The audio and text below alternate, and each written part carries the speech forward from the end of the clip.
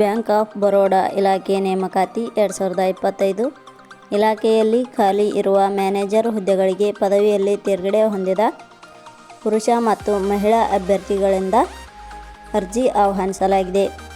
Bank of Baroda ಇಲಾಖೆಯಲ್ಲಿ ಉದ್ಯೋಗವನ್ನು ಬಯಸುತ್ತಿರುವ ನಮ್ಮ ಕರ್ನಾಟಕದ ಅಭ್ಯರ್ಥಿಗಳು ನಾವು ನೀಡಿರುವ ಮಾಹಿತಿಯನ್ನು ಸಂಪೂರ್ಣವಾಗಿ ಓದಿ ಅರ್ಥೈಸಿಕೊಂಡು ತದನಂತರ ಹುದ್ದೆಗಳಿಗೆ ಅರ್ಜಿ ಸಲ್ಲಿಸಿ. ಆದಷ್ಟು ಈ ಉದ್ಯೋಗದ ಮಾಹಿತಿಯನ್ನು ಪ್ರತಿಯೊಬ್ಬರಿಗೂ ಶೇರ್ ಮಾಡಿ. ಇದೇ ರೀತಿಯ ಉದ್ಯೋಗದ ಮಾಹಿತಿಯನ್ನು ಪಡೆಯಲು government jobs news Shashikala YouTube ಚಾನಲನ್ನು ಸಬ್ಸ್ಕ್ರೈಬ್ ಮಾಡಿಕೊಳ್ಳಿ ಹಾಗೂ ಪಕ್ಕದಲ್ಲಿ ಬರುವ ಬೆಲ್ ಐಕಾನ್ ಮೇಲೆ ಪ್ರೆಸ್ ಮಾಡಿ. ಇಲಾಖೆ ಹೆಸರು ಬ್ಯಾಂಕ್ ಆಫ್ ಬರೋಡಾ. ಹುದ್ದೆಗಳ ಹೆಸರು manager, senior manager, assistant manager, chief manager ಹುದ್ದೆಗಳು. ಒಟ್ಟು ಹುದ್ದೆಗಳ ಸಂಖ್ಯೆ ಬ್ಯಾಂಕ್ ಆಫ್ ಬರೋಡಾ ಇಲಾಖೆಯಲ್ಲಿ ಒಟ್ಟು 455 ವಿವಿಧ ಹುದ್ದೆಗಳು ಖಾಲಿ ಇವೆ. ಶೈಕ್ಷಣಿಕ ವಿದ್ಯಾರ್ಹತೆ.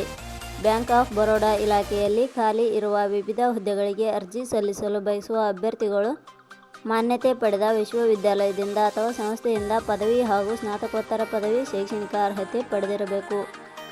ಹುದ್ದೆಗಳಿಗೆ ಸಂಬಂಧಿಸಿದ ನೋಟಿಫಿಕೇಷನ್ ಲಿಂಕ್ ನಮ್ಮ ಟೆಲಿಗ್ರಾಮ್ ಚಾನಲ್ನಲ್ಲಿ ನೀಡಲಾಗಿದೆ. ಅಲ್ಲಿಂದ ಡೌನ್ಲೋಡ್ ಮಾಡಿಕೊಂಡು ಹೆಚ್ಚಿನ ಮಾಹಿತಿ ತಿಳಿದುಕೊಳ್ಳಬಹುದು.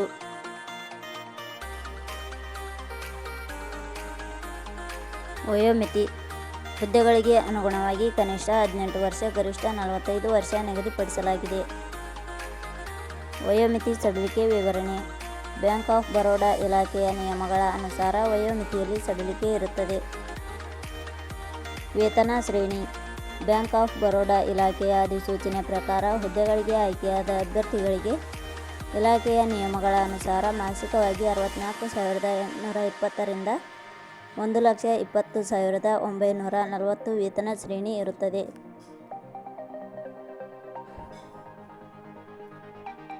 ಅರ್ಜಿ ಸಲ್ಲಿಸುವ ವಿಧಾನ. ಬ್ಯಾಂಕ್ ಆಫ್ ಬರೋಡಾ ಇಲಾಖೆಯಲ್ಲಿ ಖಾಲಿ ಇರುವ ವಿವಿಧ ಹುದ್ದೆಗಳಿಗೆ ಅರ್ಜಿ ಸಲ್ಲಿಸಲು ಬಯಸುವವರು www.jobsexcellence.com ವೆಬ್ಸೈಟ್ಗೆ ಭೇಟಿ ನೀಡಿ ಅರ್ಜಿ ಸಲ್ಲಿಸಬೇಕು. ಆಯ್ಕೆಯ ವಿಧಾನ. ಬ್ಯಾಂಕ್ ಆಫ್ ಬರೋಡಾ ಇಲಾಖೆಯ ಹುದ್ದೆಗಳಿಗೆ ಅರ್ಜಿ ಸಲ್ಲಿಸಿದ ಅಭ್ಯರ್ಥಿಗಳನ್ನು ಇಲಾಖೆಯ ನಿಯಮಗಳ ಅನುಸಾರ ಸಂದರ್ಶನದ ಮೂಲಕ ಆಯ್ಕೆ ಮಾಡಲಾಗುತ್ತದೆ. ಅರ್ಜಿ ಶುಲ್ಕ.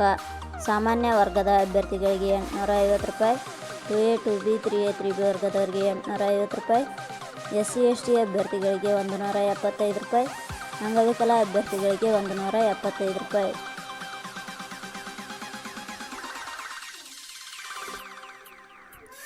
ಉದ್ಯೋಗದ ಸ್ಥಳ ಕರ್ನಾಟಕ. ಪ್ರಮುಖ ದಿನಾಂಕಗಳು. ಅರ್ಜಿ ಸಲ್ಲಿಕೆ ಆರಂಭದ ದಿನಾಂಕ 30/7/2025. ಅರ್ಜಿ ಸಲ್ಲಿಕೆ ಕೊನೆಯ ದಿನಾಂಕ 19/8/2025. ಕೊನೆಯ ಪದಗಳು. ನಾವು ನೀಡಿರುವ ಈ ಉದ್ಯೋಗದ ಮಾಹಿತಿ ಇಷ್ಟವಾಗಿದ್ದರೆ ಮಾಹಿತಿಯನ್ನು ಎಲ್ಲರಿಗೂ ಶೇರ್ ಮಾಡಿ. ಧನ್ಯವಾದಗಳು.